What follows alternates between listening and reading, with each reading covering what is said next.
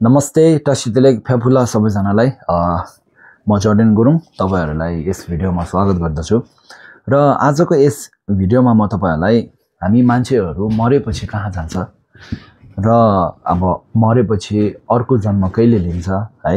र त्यसैगरी अब मान्छे मर्ने बेला मरेपछि रुन हुन्छ कि हुँदैन भन्ने त्यस्तो केही विषयमा चाहिँ म तपाईहरुलाई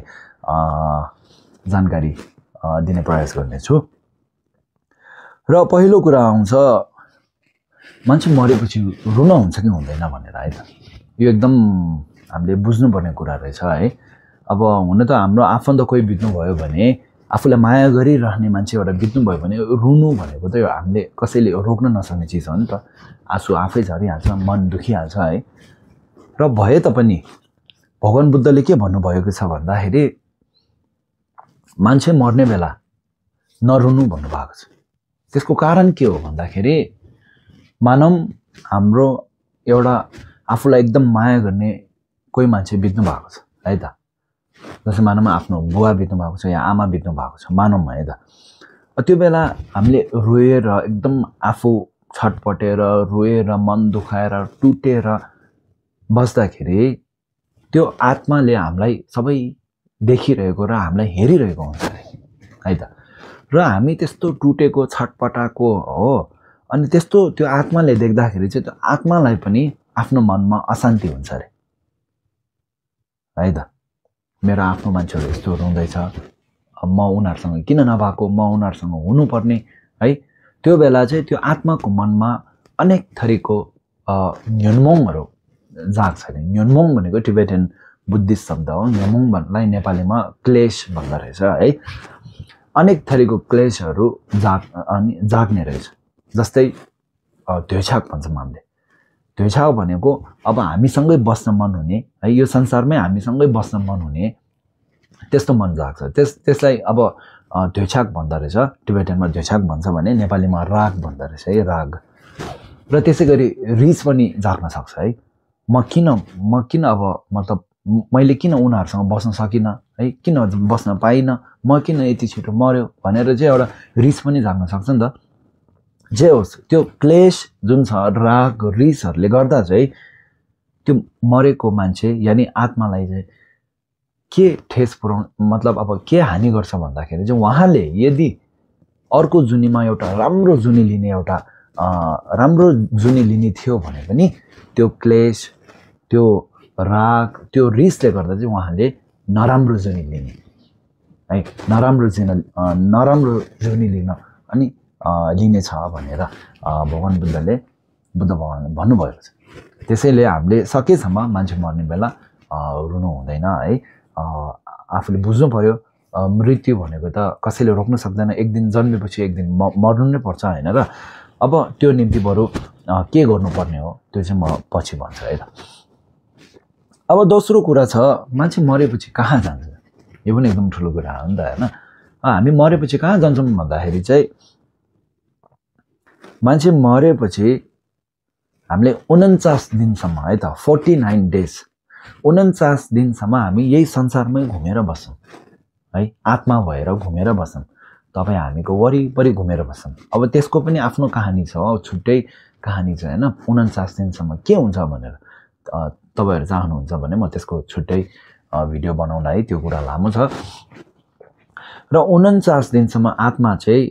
अर्को नयाँ जुनी नलिएर हाम्रो वरिपरि नै घुमेर बस्नुहुन्छ 49 दिनसम्म है त त्यसलाई भनिन्छ त्यो क्षणलाई भन्छ भारदो भनिन्छ है त त्यसैले मान्छे मरेपछि भारदोमा जान्छ भारदो भनेको यो जुनीमा तपाई बित्नु भयो र अर्को जुनी नलिएसम्म त्यो बीचको जुन पल छ नि हो त्यसलाई भन्छ भारदो है मान्छे मरेपछि कहाँ जान्छ भारदोमा जान्छ भारदो भनेको टिबेटन शब्द है त अब मान्छे मरेपछि अर्को जन्म कहिले लिन्छ त है अब मान्छे मरेपछि अर्को जन्म कहिले लिन्छ भन्दाखेरि पनि त्यही कुरा हो 49 दिनपछि जस्तो सुकै मान्छे भए पनि 49 दिनपछि चाहिँ उहाँले अर्को नयाँ जुनी लिनुहुन्छ है त उहाँले अब के कर्म गर्नु भएको छ है के धर्म कर्म के गर्नु भएको छ त्यो अनुसार नयाँ जन्म लिनुहुन्छ 49 दिनपछि र अर्को कुरा आउँछ हामी मान्छेहरु मरेपछि जस्तै बुद्धिस्टहरुले गर्छौं है हरेक हप्ता 49 दिनसम्म हरेक हप्ता पूजा गर्छौँ हामी है त। हरेक हप्ता माने 49 दिनसम्म 7 हप्ता हुन्छ भने हरेक हप्ता पूजा गर्छौँ हामीले। अब कसैको दस्तुर या कसैको परम्परामा चाहिँ अब 3 हप्ता गर्ने रहेछ है, त्यस्तो पनि हुन्छ, त्यसको बारेमा पनि कुरा गरौँला। र यो हरेक हप्ता धिन्सिक भन्छ टिबेटनमा पूजा गर्नुको कारण के हो भन्दाखेरि चाहिँ पुस्तकमा लेखे अनुसार जुन मान्छे बित्नु भएको छ है, अब उसको त आत्मा भयो नि त, उसले भारदोमा जन्म लिए नि त, ऊ अहिले भारदोमा छ नि त हैन, 49 दिनसम्म भारदो भन्ने ठाउँमा हुन्छ। त्यहाँ भारदोमा पनि उसले हरेक हप्ता चाहिँ उसको मृत्यु हुन्छ अरे है त, पुस्तकमा लेखेको छ। हरेक हप्ता उसको मृत्यु हुन्छ र हामीले पूजा गरेर अनि हामीले पूजाहरू गर्छौँ नि, लामाहरू बोलाएर पूजा गर्छौँ, त्यो कागज जलाएर फुवा गर्छौँ हो। त्यो पूजा गर्नु कारण चाहिँ त्यो अरे मान्छे हरेक हप्ता मर्दै गर्छ अरे है त। त्यो आत्मा पनि हरेक हप्ता मरेर फेरि जन्म लिने, फेरि अनि दोस्रो हप्ता फेरि मृत्यु हुने, फेरि जन्मिने, तेस्रो हप्ता, त्यसरी 7औं हप्तासम्म चाहिँ 7औं हप्तापछि चाहिँ उहाँले एकदमै नयाँ जुनी लिन्छ भनेर चाहिँ लेख्नु भएको छ। जे होस् हरेक हप्ता पूजा गर्नुको कारण चाहिँ त्यो अरे है त। र अब त्यसो भए अब हामीले मान्छे मरेपछि हामीले के गर्नु पर्यो त हैन। मर्ने मान्छे मरिहाल्छ, त्यो बेला हामीले रुनु पनि भएन है, उहाँसँगै जानु पनि त सक्दैनौँ। अब हामीले के गर्नु पर्यो त भन्दाखेरि हामीले अब जे सुकै गरे पनि हामीले आफ्नो भलाइको लागि गर्नु पर्यो। जे सुकै गरे पनि त्यो मरेको मान्छेको भलाइको लागि गर्नु पर्यो नि त हैन,